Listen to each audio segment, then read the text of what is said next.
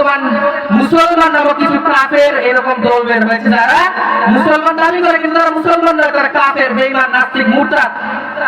এই সমস্ত কাফেররা কি করে রাসূলকে নিয়ে কটূক্তি করে। আমরা মুসলমান, আমরা কলিজায় বাঁধা দরকার এই বিষয়টা।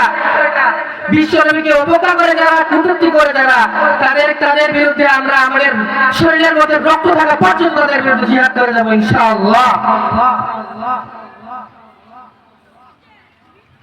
বিশ্ব নবীর অপমানে যদি না কাঁদে তোমার মন, মুসলিম নয় মুনাফিক, তুমি নবীজির দুশমন। কথা বলে ঠিক কিনা? রসুলকে যারা কাঁদায়, এই বর্তমান সমাজ যে সমস্ত ফেরকা রয়েছে, কাফের বাহিনী রয়েছে, এই কাফের বাহিনী যারা রসুলের কথার মধ্যে রসুলকে নিয়ে কটূক্তি করে, হাস্যাক্ত করে, তাদের বিরুদ্ধে আমাদের শরীরের মধ্যে এক বিন্দু রক্ত থাকা পর্যন্ত তাদের বিরুদ্ধে সর্বদা লড়াই করে যাবো ইনশাআল্লাহ।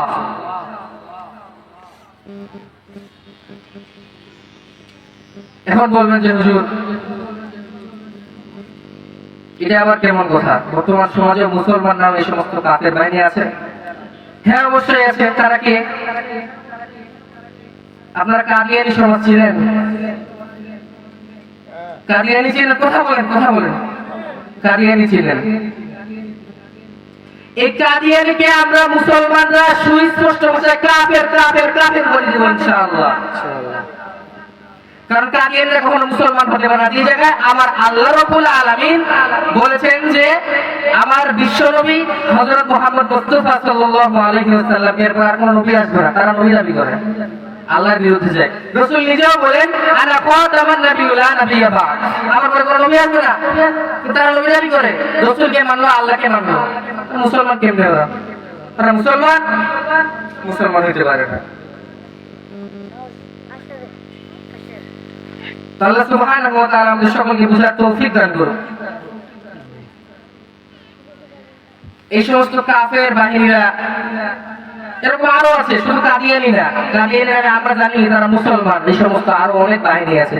আপনারা দেখবেন কাদিয়ানীর সাথে কিন্তু আপনাদের কোনো মিল নাই, শুধু আপনাদের মতো নামাজ পড়ে তারা। এটা হচ্ছে ইংরেজদের একটা চক্রান্ত। বর্তমান সমাজে বর্তমান ইসকন নামক একটা ফেরকা তৈরি হয়েছে। এটা তাদের একটা চক্রান্ত, হিন্দুদের একটা চক্রান্ত, যে তারা ভুলিয়ে ফালিয়ে মুসলমানকে কেমনে নাস্তিক বানাবে, মুসলমানকে কেমনে জাহান্নামে নিয়ে যাবে, এটা তাদের ধান্দা। মুসলমানরা সাবধান হয়ে যাবে এই সমস্ত কাফের ফেরকা থেকে। কিছুদিন আগে শোনা গেল একটা কাফের ফেরকা এরকম আমাদের আসমানি কিতাব যে কোরআন মাজিদ আছে, এই আসমানি কিতাব কোরআন মাজিদ নিয়ে তারা কটূক্তি শুরু করেছে। তারা বলতেছে কোরআন সত্য না। মুসলমানদের মাঝে এটা বুঝাচ্ছেন কোরআন কখনো সত্য হতে পারে না। নাউজুবিল্লাহ। তো তারা কি করতেছে? তাদের দাপটে তাদের দেশ থেকে সমস্ত কোরআন মাজিদ এক জায়গায় করে কোরআন মাজিদকে পুড়িয়ে দিচ্ছে। নাউজুবিল্লাহ। মুসলমান অন্তরে বাধা হওয়ার পর নাউজুবিল্লাহ।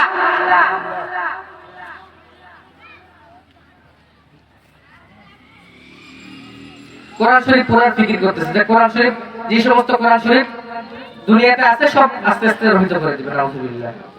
তারা মনে করতেছে যে মুসলমানদের ঈমান এতই নরম, চাপ দিয়ে গলে যাবে। মুসলমানদের ঈমান এতই নরম যে তাদের কোরআন মাজিদকে রহিত করে দিলে তাদের ঈমান নষ্ট হয়ে যাবে। কিন্তু সেই কাফেরদেরকে আমি আজকে এখান থেকে হুঙ্কার দিয়ে বলে দিতে চাই, এই কাফের নাস্তিক বাহিনীরা তোমরা শুনে রাখো, তোমরা যদি এরকম মনে করো যে আমাদের ইসলামের কোরআন মাজিদকে তুলে দিলে আমাদের ঈমান নষ্ট হয়ে যাবে, তাহলে তোমরা শুধুমাত্র তোমাদের দেশের নয়, এই পৃথিবীর সমস্ত কোরআন শরীফকে যদি তোমরা পুড়ে দাও, তবুও পর্যন্ত আল্লাহ রাব্বুল আলামিনের জমিনের মধ্যে আল্লাহ সুবহানাহু ওয়া তাআলার আসমানি কিতাব কোরআন মাজিদের 6666 আয়াতের মধ্যে একটা আয়াতের কমতি হবে না ইনশাআল্লাহ। কথা বলেন ঠিক কিনা যুবক? যদি আগুন লেগে ধ্বংস হয়, যদি আগুন লেগে ধ্বংস হয় এই পৃথিবীর সব বইয়ের দোকান, তবু বিশ্ব থেকে হারাবে না মাজিদে কুরআন, বিশ্ব থেকে হারাবে না হাফেজে কুরআন। কথা বলে ঠিক কিনা? তারা হুকমি কোরআন শরীফ, পাতার যে কোরআন শরীফ আছে এই কোরআন শরীফকে তারা কি করে দিতে পারে? রহিত করে দিতে পারে। কিন্তু আল্লাহ সুবহানাহু ওয়া তাআলার পক্ষ থেকে যে কোরআন শরীফ আমাদের হাফেজদের দিলের মধ্যে আছে, এই সমস্ত কোরআন শরীফ তারা বের করতে পারবে? কখনো বের করতে পারবে না। কিয়ামত যতদিন পর্যন্ত না হবে, এই জমিন যতদিন পর্যন্ত আবাদ থাকবে, ততদিন পর্যন্ত এই জমিনের মধ্যে কোরআন অবশ্যই অবশিষ্ট থাকবে। কথা বলে ঠিক কিনা? তো যুবকরা এই সমস্ত কথা একবার মাথায় ঢুকে নাও যে ইহুদি কাফের বাহিনীরা আমাদের উপর কিরকম দাপট খাটাচ্ছে। এ বিষয়ে আল্লাহ সুবহানাহু ওয়া তাআলা আমাদের সকলকে বুঝার তৌফিক দান করুক। সকলে বলে আমিন।